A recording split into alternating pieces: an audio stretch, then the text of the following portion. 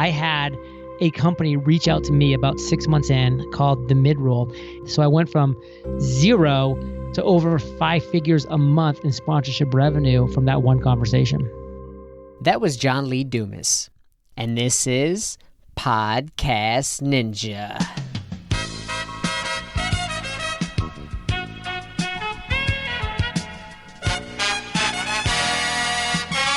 Podcast Ninja. What's up, ninjas? I'm your host, Anthony, and this is Podcast Ninja, a show that interviews the most successful podcasters in the game. And if you want to save yourself a ton of time, outsource your podcast, focus on being the great host that you are, and leave that technical stuff to us at podcastninja.net. Now, this episode is going to be with John Lee Dumas. He's the host of Entrepreneurs on Fire. During the show, John's going to be talking about how he generates over $200,000 a month from his podcast. And we'll be talking from monetization strategy, audience engagement, to the most important lesson learned over his journey. And you're going to find out what it takes to have a top-ranked podcast. Let's get into the show.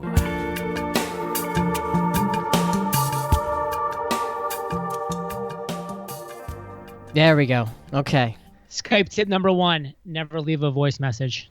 Did I leave you a voicemail? Oh my gosh. Doesn't let the other person call you back. Oh, okay. I'm sorry about that.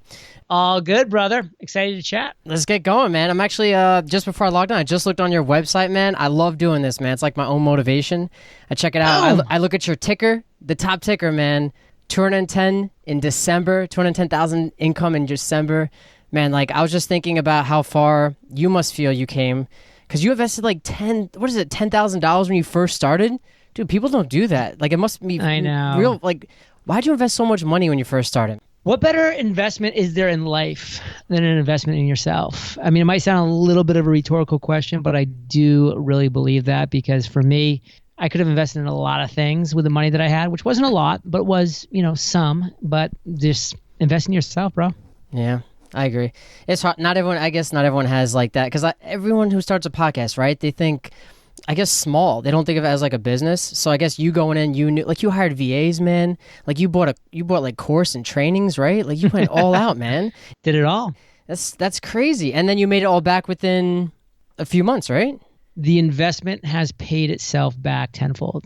Jeez. And I'm assuming because you started courses and masterminds, and like, it's not only were people listening, then you started engaging more, right? Like, I'm sure like everyone's trying to get interviews with you all the time, and you're split up everywhere, man. I know it's probably fulfilling and, like a busy feeling all the time. I'm sure you're like overwhelmed with a lot of it. Well, the answer to that question is actually no. It's not overwhelming, and it's not a busy feeling, because I don't let it be overwhelming. I don't let it be busy. I pick and choose what I do when I do it. Like, for instance, today, you're one of 28 interviews I'm doing back to back. But guess what? This is the only day for the next 2 months I'm doing any interviews on other shows. It's just, I choose my day to absolutely crush interviews on other people's shows. Today's the day, and I'm enjoying every conversation.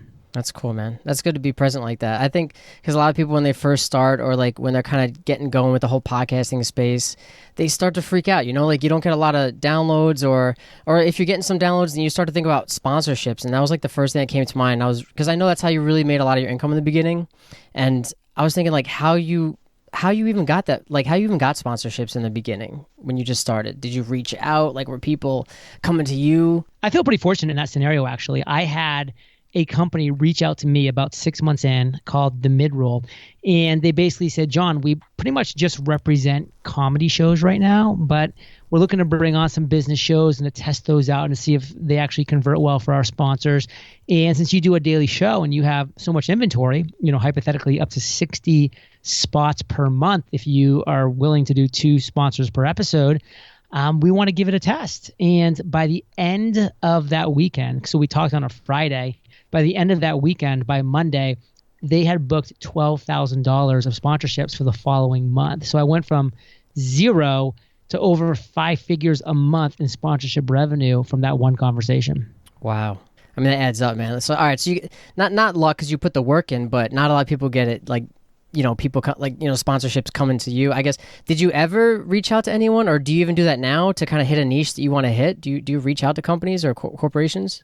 Yeah, I've definitely reached out to some companies that I thought would be a great fit. Like when I kind of became much more focused on health and wellness, I reached out to a company that's actually was founded by a friend of mine who I had on the show, Drew Canoli of Organifi. And I was like, dude, I love your product. I use your product. I'm really letting my audience know how much, health and wellness is becoming a focus of my life.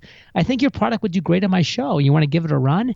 And it did do great. I had him on the show to introduce the product and to talk about the sponsorship that was coming up, and the sponsorship ran. And, they became sponsors for over a year because of that. And it was just a great relationship.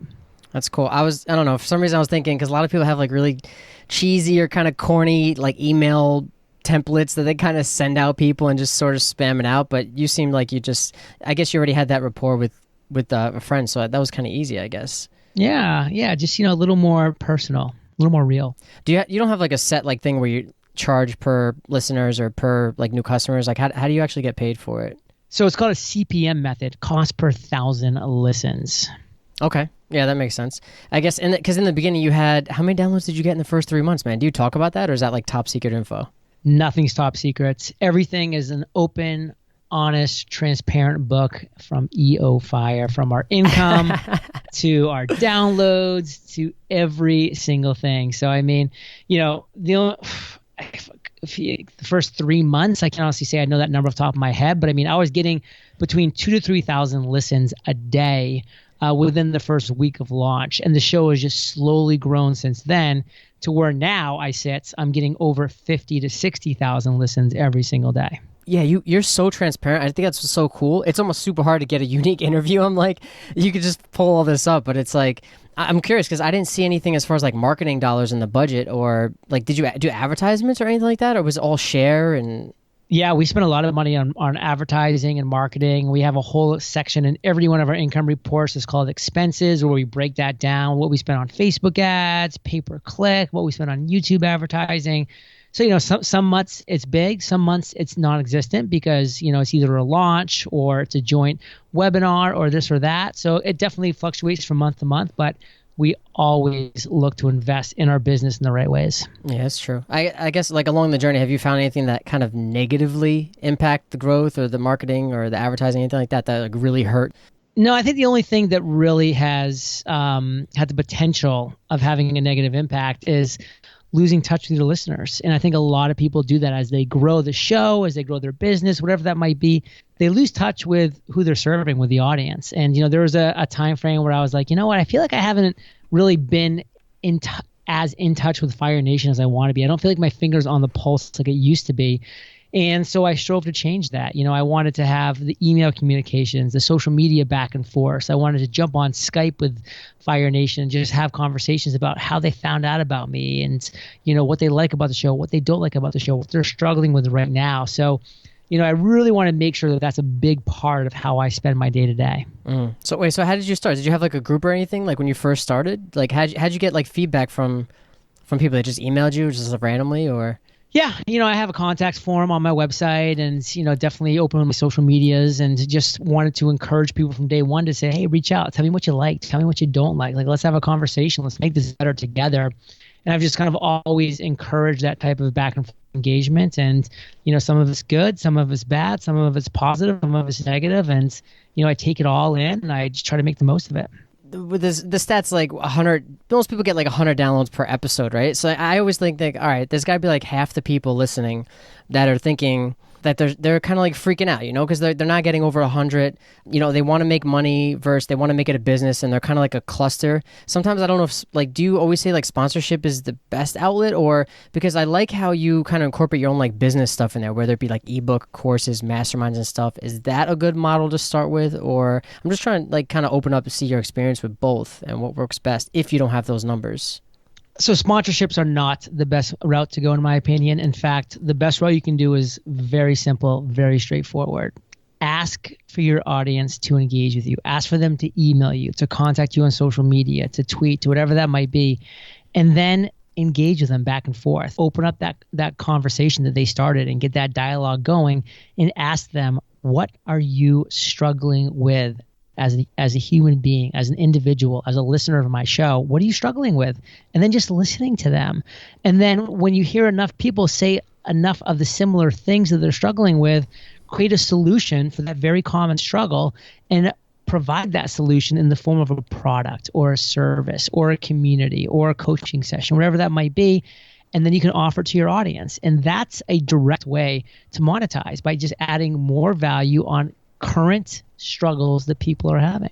So like for those who don't listen to your show, do you offer that stuff like in the middle of conversations, or what's like the pitch? Because I know sponsorship might be easier because it's just like a 30 like mid-roll or pre-roll, but how do you kind of offer your ebook and coachings and stuff like that during the show? But the thing about sponsorships is like you're sending people away from you. You're sending people away from your brand to somebody else's brand, to somebody else's courses, somebody else's products. So the intro and the outro of every one of my episodes, I have 8 rotating calls to action. But for my different funnels, I have a podcasting funnel to get people into a free podcasting course, to get people onto a free webinar, to then get people into Podcasters Paradise, which is a paid community. I have a free course on funnels that gets people into a Funnel on Fire course, and then into a webinar that Russell Brunson and I did, then recommends ClickFunnels, which I'm the #1 affiliate for, that generates anywhere from $30,000 to $40,000 a month in affiliate revenue for me, their top affiliate. And I have these different funnels that I continue to recommend to people. I say, hey, if you're wanting to accomplish your #1 goal, visit thefreedomjournal.com and you can accomplish your #1 goal in 100 days. And our journals, do between $30,000 to $40,000 a month in sales on Amazon, on our Shopify store. So I talk about the products and the services and the solutions, both free and paid, that I have for my audience. Did you start with freebies? I don't know if you call them freebies, or just like kind of free offers to improve first, or was it always? Yes. Okay, so that's like the whole start of the funnel, and then you kind of grow it up from there. Not upsell, but just offer more, complex solutions maybe for whatever they're looking for. Does that make sense? It does make sense, and it's the correct way to do things, because, why should people invest in you when they don't even know you yet, when they don't even like you or trust you yet? Like, you need to earn their trust. You need to be a person that's providing value for free, that they're like, wow, this person's creating great content, valuable content. If this is what they're providing for free, what is the things they're providing that actually cost money? And get them excited for that by first earning that know, like, and trust. Also, you have people that kind of struggle with, even like I know I have, even to get someone to share your episode. Like I do an episode with someone, you kind of send it out, and I think that's like I don't know if that's the beginning. Like I know you had some sort of like tip on something like that, because I kind of want to go back into like getting people up, getting their downloads up, and some tips on like how to actually get your guests to share it, to kind of get them that trust to do that. Like, do you have a lineup or something, or? Probably one thing you're failing at is you're not doing a unique enough interview. Like, for instance, if you're interviewing somebody and they're just talking about the same stuff they talked about on a million other shows that they've been on, how and why are they going to share that show with their audience when their audience has already heard that? So you need to bring something new to the equation. You need to bring something that their audience hasn't heard of yet. And so one of the things that I did very successfully was I asked a question to my guests that they hadn't really talked about that much publicly, which is, what's your worst entrepreneurial moment ever? Tell me that story. And so Seth Godin getting kicked off of the AOL campus, fill in the blank of all the other entrepreneurs that I've interviewed that are sharing these worst moments.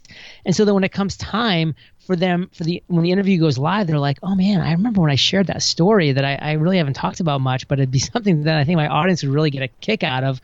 Let me share this.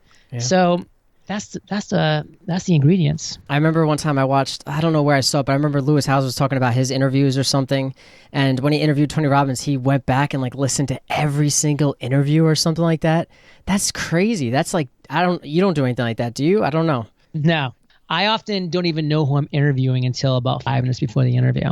Wow. Wait, so how do you prep then? You have like a couple set questions and then you try to dig on top of like open-ended questions, I guess? Yeah, I don't prep. I want to approach each interview as clueless as I'm hoping most of my listeners are. So we can both be clueless, we can both be curious, and I can ask the questions without the curse of knowledge. And that's my desire. That's what I want to do as a host. And that works for me. And that won't work for everybody. So I think people need to figure out what they want as a host to bring out for their audience. And for me, I just want to go into something blind and make the most of it. Do you think some people get too caught up with like the downloads and the sponsorship, the advertising? They don't focus on the quality of the show, or Yes. So what's the way around it? I guess, is it like feedback from viewers, or what if no one's giving you any feedback? I think you then just go back to the quality of the show. I mean, you need to focus on the things that you can improve upon. What can you improve upon? Can you like really improve upon whether or not people are engaging you? Like, yeah, maybe by giving some stronger calls to action in the intro and the outro, asking for engagement and giving people good outlets and good reasons to contact you. That could be improved upon. But nothing's going to improve upon anything that you do more than improving the quality of your show, the quality of your skill as an interviewer, as a host. And that's the key things you can really drill in on. Did you learn that over time, like experience, or was it some of like the courses and the trainings and the relationships that you built prior to kind of launching? Over time. It was by doing the thing. Yeah. Okay. So not be afraid to fail. All right. So someone's listening right now, like, listen, man, I'm like so afraid to fail. My last interview was terrible. Like, what are you telling someone that's like too down in the dumps? They want to cancel the show and they're not feeling it. Hey, congratulations. You're a human being. You're doubting yourself. You're having fear. Now, are you going to be like 99% of people in the world that, want what the top 1% have, but aren't willing to get off the mat and do it? Or do you want to be in the top 1%? Because the top 1% went through exactly what you're going through right now, but they got off the mat and they did it again and again and again. So you choose. What do you want? All right, John. Cool. Thanks, man. I really appreciate the talk, man. Learned a lot of good tips, man. Thank you. It was a blast, brother. Have a good day. You too, man. Peace. All right. Thanks for listening to the 17th episode of Podcast Ninja. If you want to go ahead and check out JLD's podcast or basically anything we talked about during the show, like maybe his income report for his first year of podcasting, go ahead and go to podcastninja.net/17. Peace out, ninjas.